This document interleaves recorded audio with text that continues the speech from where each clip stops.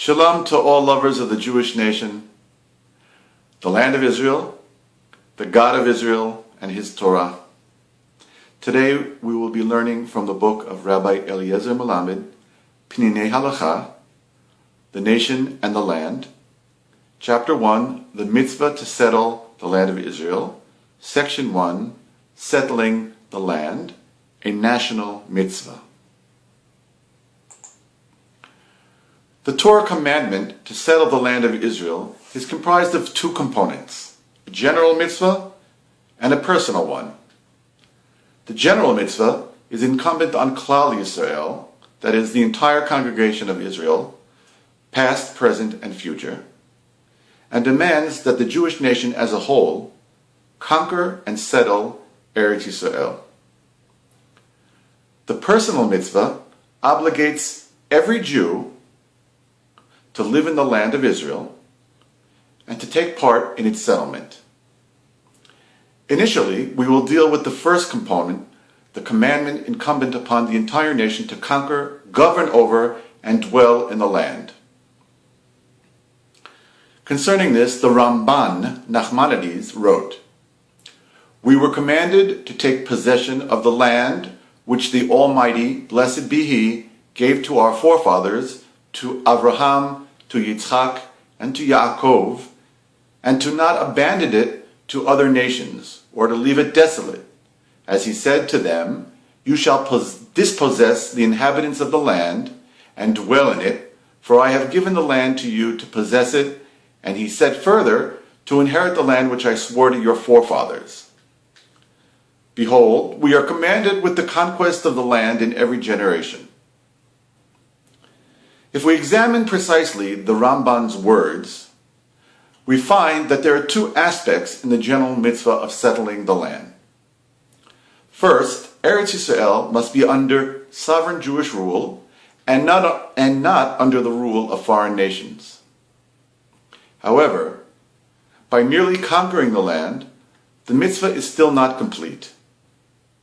The second aspect must be undertaken as well, namely, the entire land must be settled in order that it should not remain desolate.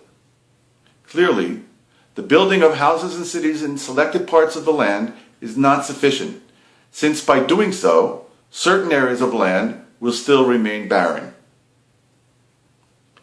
The mitzvah is to develop all the width and breadth of the land.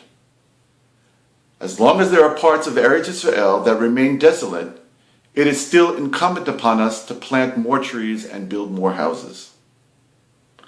The Ramban emphasizes that this commandment applies to all times. He states that in every generation, Jews are commanded to inherit and settle the land, and points out that the mitzvah was not solely upon our exodus from Egypt. Unfortunately, for many generations, we were in a situation of forced coercion, in exile, against our will, both physically and spiritually, and we couldn't fulfill this mitzvah. By the grace of God, in recent generations, our situation changed, and we can now properly fulfill the mitzvah of conquering and settling the land. In our time, Hashem's promise to gather the exiles from the four corners of the world is a reality that we have had the great privilege to witness. Operating behind the curtain of modern history, the master of the world has brought about world wars and international treaties in order to once again establish the nation of Israel in its land. With miracles apparent to all, Hashem has led Israel's armies to victories over far more numerous foes.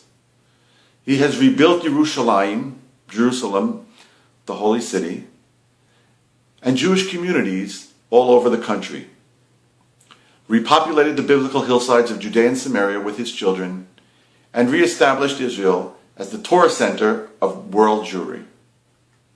Additionally, Hashem has blessed the reborn Jewish state with incredible agricultural, scientific, and technological advancements that have startled mankind and turned Israel into an international superpower in a few short decades.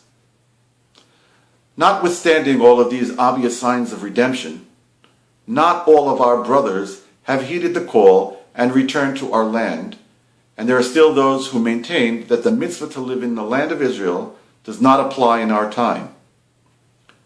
Since there is still widespread misunderstanding over this question, it is important to review some of the fundamental opinions concerning the obligation to settle the land of Israel today. And we will do that in our next meeting. Shalom.